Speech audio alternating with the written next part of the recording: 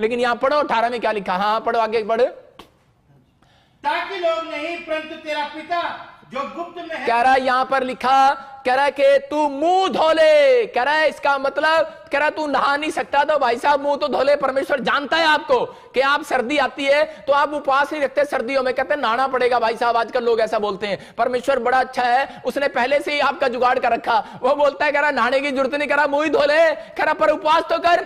कहता है मुंह धो ले, बहाने मत मार। यहां आदम की तरह बहाने मत मार। जब यीशु मसीह आया, परमेश्वर आया, बोलता है कह रहा तूने ये क्या किया, पेड़ से फल तोड़ के क्यों खाया, तू तो कह रहा था मेरा फास्टिंग है। मतलब मैं ऐसे कह रहा हूं कि और उसी समय वो बोलता है कह रहा तूने जो मुझे औरत दी थी इसने मेरे से पाप कराया है। इसका मतलब दोष लगा दिया अपनी पत्नी पर। आज बहुत बार क्या कर रहे हैं, और बाइबल बोलती है दोष नहीं लगाना। आप क्या कर रहे हैं, आपका टाइम टेबल हो, फास्टिंग जब आप करते हो तो आप पहले से नोट करो और आप पहले से बताओ कि भगवान और मेरे मां बाप अपने बच्चों को कल मेरा फास्टिंग है और कल मैं स्पेशल इस बात के लिए छुट्टी ले रहा हूं, मुझे डिस्टर्ब नहीं करना। कोई घर पे आए बोलो है नहीं, आत्मा में बोलो है नहीं, यह झूठ नहीं होता। याद रखना कि मैं परमेश्वर के साथ संबंध बना रहा हूं। नहीं तो आप जाओ और कहीं पर अकेले में एकांत में जाओ और उपवास करो। लेकिन आपको बता रहा हूं कि पवित्र आत्मा यही बातें आज आपके अंदर से कह रहा है, जब आपके अंदर आएंगी और जब आप उपवास करते हैं तो उसी समय शैतान ज्यादा आपको गुस्सा दिलाएगा और उसी समय ज्यादा आपको तंग करेगा, ज्यादा आपका उपवास तोड़ने की कोशिश करेगा। कब तक करेगा, जब तक आपने टाइम टेबल परमेश्वर को नोट कराया। अगर आपने परमेश्वर को टाइम टेबल नोट नहीं कराया, परमेश्वर आपके उपवास को पसंद नहीं करता। आपको परमेश्वर को उपवास बोल के रखना है कि परमेश्वर मैं आज इस दिन फ्राइडे छुट्टी लूंगी और फ्राइडे को उपवास करूंगी, या फिर मैं मंगलवार को छुट्टी लूंगा। लेकिन टाइम भी बताना पड़ेगा भाई साहब कि मैं सुबह से लेकर 5 बजे तक रखूंगा। आप कौन सा उपवास रख रहे हो कि 5 बज गए तो चल 5 बजे तक हो गया, अच्छा 8 बज गए तो चल 8 बजे तक उपवास हो गया, 12 बज गए तो अच्छा 12 बजे तक हो गया। कई लोग सोते रहते हैं सुबह तक 2 बजे तक और फिर वो उठते हैं बोलते हैं परमेश्वर हाँ 4 बजे तक ही था, 2 बजे तक तो सो लिए और 2 घंटे में सारा काम हो गया। परमेश्वर ऐसे उपवास पसंद नहीं करता। लिखा ऐसे उपवास 58:4 में कि मैं उसको पसंद नहीं करता और वो मेरे पास नहीं पहुंचते। इसका मतलब आपका स्ट्रगल आज भी लंबा हो रहा है। आप स्ट्रगल को बढ़ाओ नहीं मेरे भाइयों, आपका स्ट्रगल आज रात खत्म होने वाला है यीशु मसीह के नाम में। मैं कह रहा हूं आपको उपवास इस तरीके से करना है। मैं कह रहा हूं गारंटी दे रहा हूं मैं आपको, जो स्ट्रगल आप 3 महीने हो गए आपको करते हुए, मैं कह रहा हूं कि वो स्ट्रगल सिर्फ 7 दिन के अंदर खत्म होने वाला है। और ऐसे लोगों को मैं देख रहा हूं जो लोग ऑनलाइन चर्च अटेंड कर रहे हैं और ये फैसला ले रहे हैं, डिसीजन ले रहे हैं कि अपने आप को प्रिपरेशन कर रहे हैं। 3 काम करना है कि पहला प्रिपरेशन और दूसरा स्पिरिचुअली हो जाना। उपवास में ज्यादातर पश्चाताप करना, अपनी पुराने पापों के लिए माफी मांगना, पुरखों के, अपने परिवार के, कहता ये काम करना है, स्पिरिचुअली हो जाना। कह रहा तीसरा आपको कह रहा है कि फेथ करना है कि परमेश्वर मुझे इस उपवास के बाद रिजल्ट देने वाला है। जब आपका आखिरी उपवास होगा, इसका मतलब या तो आपने 3 उपवास रखे हैं, या आपने 11 रखे हैं, या आपने 7 रखे हैं, या आपने 21 रखे हैं, आपने 40 रखे हैं, तो आपने जैसे ही आपके 40वां उपवास होगा तो परमेश्वर आखिर में आपको रिजल्ट देगा। मैं आपको एक बात बता रहा हूं, गवाही दे रहा हूं कि मेरे ऊपर एक बार कर्जा हो गया, लाखों रुपए का कर्जा हो गया और मैं इतने कर्जे में आ गया कि मेरे परिवार के लोगों ने भी मुझे घर से निकाल दिया। लेकिन जब मैं प्रभु में आया और उस समय मैंने फास्टिंग किया, पवित्र आत्मा ने मुझे कहा कि तू 40 दिन की फास्टिंग कर, और मैंने 40 दिन की फास्टिंग किया। मेरे को बड़ी मुसीबतें आई, मैंने 1 से 10 दिन, 20 दिन, 30 दिन, लेकिन उस समय पर मैंने उस व्यक्ति को पैसे देने थे, नहीं तो मेरे ऊपर कोर्ट केस हो जाना था। और जब मैंने 40 दिन मैंने उपवास, मेरा जब 40वां उपवास था, मैं उसी समय रो रहा था और परमेश्वर के सामने कह रहा था। मैंने एक कमरा किराए पर लिया हुआ था और मैं वहां बैठ गया और मैं उसी समय उस घर में बैठ गया और मैंने किसी को नहीं बताया, स्विच ऑफ। और मैं 40 दिन मैंने हार्ड फास्टिंग किया, सिर्फ मैंने पानी का उपवास रखा, मैं सिर्फ पानी पीता था और 40 दिन प्रेयर करता था। प्रेयर मेरी सिर्फ प्रेयर यही थी कि परमेश्वर पूरी दुनिया के लोगों को बचा ले, या तो मुझे बिजनेसमैन बना दे, ऐसा बिजनेसमैन कि नंबर 1 बिजनेसमैन, या फिर नंबर 1 पादरी बना दे। 2 में से एक काम कर दे। अगर सेवा लेनी है तो सेवा ले, अगर कोई बिजनेसमैन बनाना है तो बिजनेसमैन बना दे। लेकिन परमेश्वर ये अदर में ना लटका मेरे को नहीं लटकना। आज मैंने कहा पैसा है, कल नहीं है, आज ये हो रहा है, वो हो रहा है। मैंने कहा परमेश्वर कभी ये बीमारी आ रही है, कभी समस्या आ रही है। मैंने परमेश्वर से बैठ कर प्रार्थना किया कि परमेश्वर अगर तू मेरा ये कर्जा उतार दे तो मैं तेरी सेवा करूंगा, मैं परमेश्वर सब कुछ छोड़ दूंगा।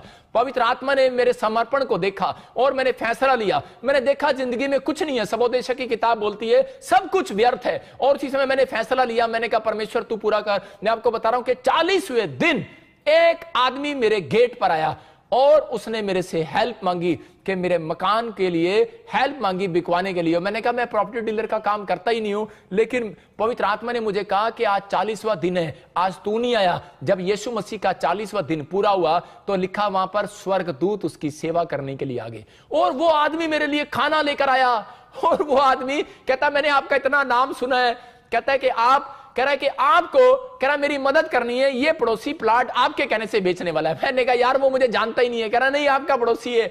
और मैंने उससे रिक्वेस्ट किया और उस व्यक्ति ने मेरी बात मान लिया और वो प्लाट बिक गया और मेरा लाखों रुपए का फायदा हो गया। मैंने कार भी लिया, एक बुलेट भी लिया और मेरा कर्जा भी उतर गया। मतलब ये परमेश्वर है, पवित्र आत्मा चमत्कार करता है। चर्च, अगर आज आप उपवास कर रहे हैं और उपवास अगर आपने पूरा कर लिया, आपको डिफिकल्टी आनी है। अगर आप 40 दिन का नहीं पूरा कर सकते, 21 दिन का पूरा नहीं कर सकते, 11 दिन का पूरा नहीं कर सकते, 3 दिन का पूरा नहीं कर सकते, कम से कम एक दिन तो सही बनकर दिखाओ परमेश्वर को।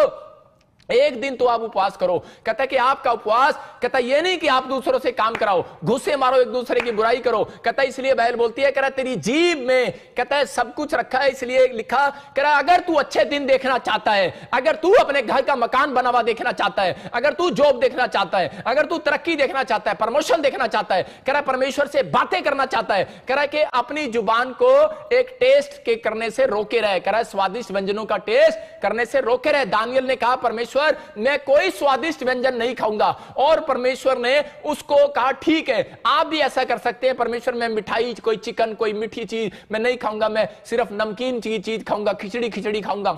अगर आप पेशेंट हैं तो आप ऐसा उपवास भी कर सकते हैं। याद रखना मैं कह रहा हूं कि आपको अपनी आत्मा को तैयार करना है, अपने शरीर को दुख नहीं देना कि आप सारा दिन अपने शरीर को दुख देते हैं और अपनी आत्मा को तैयार नहीं करते। परमेश्वर कह रहा है कि आज ही बंधन टूटने वाला है यीशु मसीह नासरी के नाम में, आज रिजल्ट आने वाला है चर्च यीशु मसीह के नाम में। अगर आप समझ रहे हैं इस प्लानिंग को तो परमेश्वर आज आपको आजाद करने वाला है। जब हम पढ़ते हैं मरकुस 9:29 में क्या लिखा कि उसमें क्लियर लिखा कि ऐसी दुष्ट आत्माएं, उन लोगों के लिए बोल रहा हूं जिनके अंदर बहुत सारी दुष्ट आत्माएं हैं, जिनके एसिडिटी है, प्रॉब्लम्स है और किडनियां खराब है, कैंसर है, शुगर है। मैं कह रहा हूं कि आपको एक उपवास अगर आपका सही ढंग का होगा, आज रात आपकी कैंसर की फाइल कह रहा है कि नॉर्मल रिपोर्ट में बदलने वाली है। अगर आपका एक उपवास अगर सही ढंग का होगा तो मैं कह रहा हूं कि आप 5 करोड़ के बंगले के लिए मेहनत कर रहे हो। अरे भाई साहब पैसा नहीं है, मैं कह रहा 5 करोड़ नहीं 50 करोड़ का बंगला भी मेरा परमेश्वर दिलवा सकता है आपको यीशु मसीह के नाम में। कह रहा आपका एक उपवास भी अगर सही है तो पवित्र आत्मा कह रहा है, कहता है मैं तुम्हारी जिंदगी में वो मिरेकल करूंगा, कहता है कि तुम बदल जाओगे, आशीष आ जाएंगी यीशु मसीह के नाम में। कहता है कि परमेश्वर उपवास करने वालों से मिलने आता है। दानियल से मिलने आया और दानियल ने कहा कि मैं स्वादिष्ट व्यंजन नहीं खाऊंगा। उसका टाइम टेबल था, आज चार्ट बनाओ, अपनी पत्नियों को, अपने परिवार को बताओ कि मेरा ये चार्ट है, इस टाइम टेबल पर मैं खाऊंगा और मैं ये करूंगा। परमेश्वर पसंद करता है ऐसे उपवासों को। और आपके आज से स्ट्रगल खत्म होने वाला है। अगर आज ज्यादा दुष्ट आत्मा प्रॉब्लम तंग कर रही है, ज्यादा कर्जा हो गया है, नहीं उतर रहा, मैं कह रहा हूं कुछ करने की जरूरत नहीं है। कुछ लोग अपने सिर को फोड़ते हैं, निराश होते हैं, सुसाइड करते हैं, कुछ नहीं करना, या पादरियों के कान खाते हैं, कुछ नहीं करना भाई साहब। आपको सिर्फ एक काम करना है, आपको इस वचन को पढ़ना है। पढ़े मरकुस 9:29। हाँ, उसने उनसे कहा, हाँ, ये जाति बिना प्रार्थना किसी और उपाय से नहीं निकल सकती। कह रहा है ये जाति किसी और उपाय से नहीं निकल सकती। आज आपको उपाय देकर जा रहा हूं। अगर आप क्रिश्चियन नहीं है, आप प्रभु को नहीं जानते, चाहे आप किसी भी धर्म से बिलोंग करते हो, लेकिन परमेश्वर का आत्मा आज आपको उपाय दे रहा है। अगर आपके ऊपर कर्जा हो गया है, अगर आपके ऊपर, तो परमेश्वर कह रहा है कि ये कर्जे वाली जाति, ये बीमारी वाली जाति, ये दुष्ट आत्मा वाली जाति, कह रहा है ये मैं उन जातियों को बोल रहा हूं। कह रहा है जो बीमारी वाली जाति, कह रहा है इसको शैतान की जाति को बोला जाता है। कह रहा है जो कर्जे वाली जाति है, कह रहा है ये बीमारी वाली जाति है, कह रहा है कि ये जाति है, इसका मतलब ये जाति है, लेकिन जाएगी कैसे? कह रहा है ये किक मारने से नहीं जाती है, कह रहा है ये उपवास और प्रार्थना करने से जाती है। कह रहा है उपाय दे रहा है, इसका मतलब सीक्रेट बता रहा है। कहता है उपाय है, अगर तुमने उपाय नहीं लिया, अरे जाकर पूछते रहते हैं, हाथ दिखाते रहते हैं, भाई साहब तागे बंधवाते रहते हैं, बोलते हैं कह रहा जी लो जी पूछा दे दो भाई साहब, उपाय बता दो जी। हाँ जी, कितनी मच्छियों को आटा गिरना है, कितने गायों को रोटी खिलाना है, कितनों को क्या करना है। भाई साहब कुछ नहीं करना, आपको वो दान पुण्य तो करना ही करना करना है, लेकिन यहां पर परमेश्वर का आत्मा कह रहा है ये उपाय है। जब तू फास्टिंग प्रेयर में जाए तो करे अपनी आत्मा को तैयार कर, प्रिपेयर कर, कहता है, और विश्वास कर कि परमेश्वर तुझे देख रहा है और अपने उपवास को तोड़ने मत दे। समझदार हो आप, कह रहा है जब आप बाहर रहोगे तो आपका उपवास टूटेगा, इसलिए आप एक कमरे में, कोठड़ी में जा। यीशु मसीह बोलता है वो कोठड़ी में गया और कह रहा है कि गुप्त करे में परमेश्वर तुझे देखता है और गुप्त का तेरा प्रतिफल आज रात मिलने वाला है तुझे यीशु मसीह के नाम में। अगर आप मुझे पाकिस्तान से, आसाम से, नेपाल से, पंजाब से, हरियाणा से, चंडीगढ़ से, छत्तीसगढ़, कह रहा है कि उड़ीसा से, अगर ऑस्ट्रेलिया, अमेरिका, न्यूजीलैंड, यूरोप से, आप सिंगापुर, मलेशिया, थाईलैंड से देख रहे हो, तो मैं उन लोगों के लिए भविष्यवाणी कर रहा हूं, आपका स्ट्रगल 7 दिन के अंदर खत्म हो रहा है यीशु मसीह के नाम में, खत्म हो रहा है। ये मेरा आशीर्वाद है, 7 दिन के अंदर खत्म हो रहा है। जिन लोगों ने ये फैसला ले लिया है, मैं कह रहा हूं कि परमेश्वर खत्म करता है, लेकिन बहुत लोगों को नहीं पता। हम प्रेरितों के 12 का 5 पढ़ते, वहां पर क्या था, प्रेरितों के 12 के 5 में जब हम देखते हैं एक जगह पर, वहां पर बहुत सारे करे विश्वासी उपवास कर रहे थे, और उपवास करते करते वो क्या कर रहे थे, उपवास, पतरस जब जेल के अंदर था तो उसी समय उन्होंने, कलीसिया ने लो लगाकर उपवास प्रार्थनाएं किया, और उसके 5 मिनट के बाद ही जैसे ही उन्होंने स्टार्ट किया, एक औरत आई और बोलती चलो चलो मेरे घर पे चलो, उसका नाम मरियम, और वो बोलती है चलो मेरे घर पे चलो, आज मेरे घर पे फास्टिंग प्रे करेंगे। आज विश्वासी लोग भी ऐसे ही करते हैं कि चलो चलो हम फास्टिंग प्रे करेंगे, और जब उन्होंने करे आप इकट्ठे होके लो लागे प्रार्थना करांगे, फास्टिंग प्रे करांगे, पतरस जेल से छुड़ाया जाएगा, आजाद हो जाएगा। उन्होंने जब प्रार्थना किया तो जैसे ही उन्होंने फास्टिंग प्रेयर अभी शुरू ही किया था, और जैसे फास्टिंग प्रेयर उनका खत्म हुआ आखिरी में, और जैसे ही एंड हुआ, 1 दिन का उनका फास्टिंग प्रेयर था, जैसे ही एंड हुआ तो उसके गेट पर पतरस ने जाके खटकाया, खट खट खट खट, और उसी समय औरतें डर गई। उसने देखा सुराख में से, अरे ये कौन आ गया, पतरस करे। लेकिन जब पतरस को लेकर गए थे, वो वहां से 200 किलोमीटर का फर्क था, लेकिन 200 किलोमीटर में उस समय गाड़ी तो थी नहीं, इतनी जल्दी कैसे आ गया, वो हैरान हो गई, और उसी समय चीख पड़ी, बोलती कह रही पतरस आ गया गेट पर। तो सब के सब वहां पर क्या लिखा उसके 15 में, हाँ पढ़े जरा क्या लिखा 15 में। उन्होंने उससे कहा, हाँ तू पागल है। हाँ बस करे क्या लिखा कि कौन है ये विश्वासी उपवास कर रहे हैं और प्रार्थना कर रहे हैं, और क्या बोल रहे हैं, एक दूसरे को घूसे मार रहे हैं, बोलती तू पागल है। अरे विश्वास नहीं कर रही है, बोलती है उपवास तूने किया, प्रार्थना तूने की, रिजल्ट तेरी प्रार्थना का आया, लेकिन तू विश्वास नहीं कर रही। इसका मतलब आपको उपवास करने के बाद फेथ भी आपके अंदर परमेश्वर चेक करता है, आपके फेस का इंप्रेशन भी आप परमेश्वर आपका चेक करता है। यहां पर ये औरत ने जब उपवास किया, और उसी समय जब इसका उपवास पूरा हुआ तो पतरस जेल से छूट कर आ गया, और वो उड़कर आया, स्वर्गदूत उसको लेकर आए वहां पर उसी प्लेस पर। इसका मतलब 200 किलोमीटर का जो सफर था उसने सिर्फ करा के 5 घंटे में, करा के सिर्फ 15 मिनट में पूरा कर दिया। और जब वो 15 मिनट में वो वहां पहुंच गया और गेट खड़काया, तो यहां लेडीज मसीह लोग क्या बोल रहे हैं, बोलते तू पागल है। अरे कैसे पतरस इतनी जल्दी कैसे आ सकता है, अभी तो हमने प्रार्थना शुरू ही की है। मैं कह रहा हूं कि परमेश्वर का आत्मा कह रहा है ऐसे लोगों को, अगर आपका कह रहा बाल्टी पोजीशन अगर आपने सही ली है, आपका उपवास करने का तरीका सही है, तो मैं कह रहा हूं आप प्रार्थना उपवास शुरू ही करोगे। मैं कह रहा हूं चर्च, आपका स्ट्रगल आज रात खत्म होने वाला है यीशु मसीह के नाम में। सही ढंग से की हुई प्रार्थनाएं, सही ढंग से किया हुआ उपवास जल्दी स्वीकार होता है। यह परमेश्वर का प्लान है। कहता है कि आज तक आपकी प्रार्थना अगर किसी ने नहीं सुनी, आज रात मेरा परमेश्वर आपकी प्रार्थनाओं को सुनने वाला है। आज रात मेरा परमेश्वर आपके ऊपर मिराइकल करने वाला है और आपकी आशीषें खुलने वाली है। अपने हाथों को उठाओ और कहो परमेश्वर आज से मैं टाइम टेबल का पक्का हो जाऊंगा यीशु मसीह के नाम में। जैसे दानियल टाइम टेबल का पक्का था, जब हम इसको 9 के 22 में देखता हूं तो वहां पर क्लियर लिखा कह रहा है कि वो आज्ञा जब निकली, कह रहा है कि जब तू प्रार्थना कर रहा था। इसका मतलब कि वो टाइम टेबल देख रहा था परमेश्वर। एक जगह हम पढ़ते हैं प्रेरितों के काम 10 का 30 देखते हैं, और जल्दी से कुरनेलियुस के बारे में देखते हैं कि वो परमेश्वर को नहीं जानता, वो इटालियन का सूबेदार है, लेकिन बाइबल बोलती है कि वो समय पर प्रार्थना उपवास करता था और परमेश्वर ने उसकी लाइफ में चमत्कार किया। हाँ पढ़ें देखो। कुरनेलियुस ने कहा, इसी घड़ी पूरे 4 दिन हुए, मैं अपने घर में तीसरे पहर प्रार्थना कर रहा था, तो देखो एक पुरुष चमकीला वस्त्र पहने हुए मेरे सामने खड़ा हुआ और कहने लगा, हे कुरनेलियुस, तेरी प्रार्थना सुन ली गई है और तेरे दांत। हालेलुया। यहां पर क्लियर लिखा, कह रहे कि कुरनेलियुस के पास वहां पर लिखा इसी घड़ी, मतलब उसी घड़ी पूरे 4 दिन हुए थे। इसका मतलब कि 3 दिन का जो उसका फास्टिंग था, और जैसे ही वो पूरा हुआ चौथे दिन कहते हैं कि स्वर्गदूत उसके गेट पर आकर खड़ा हो गया।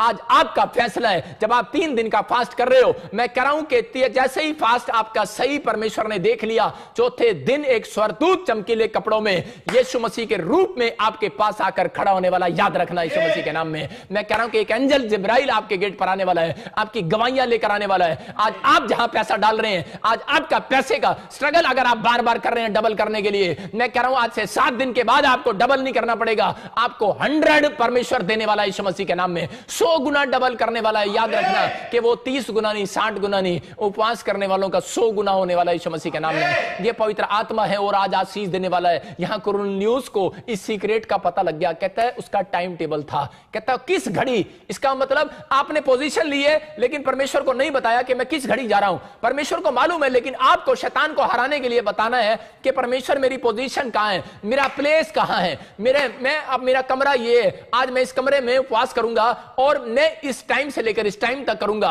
और यहां पर स्वर्गदूत कब आए, कह रहा है जब उसी घड़ी पूरे टाइम पर 4 दिन हुए, कह रहा है कि मैं अपने घर में तीसरे पहर कर रहा था। इसका मतलब तीसरा पहर शाम का पहर, के वो जब उपवास कर रहा था, जैसे ही शाम के समय उसने जो सुबह से लेकर, अगर आप 6 बजे तक सूरज ढलने से पहले, कह रहा है कि आप जब सूरज ढलता है उपवास पूरा करते हो, उसी समय मैं कह रहा हूं एक एंजल आज रात आपके गेट पर आने वाला है, चर्च यीशु मसीह के नाम में। और यहां पर आकर कुरनेलियुस को कहा, कहता है कि तेरे घर का मैं उद्धार करूंगा।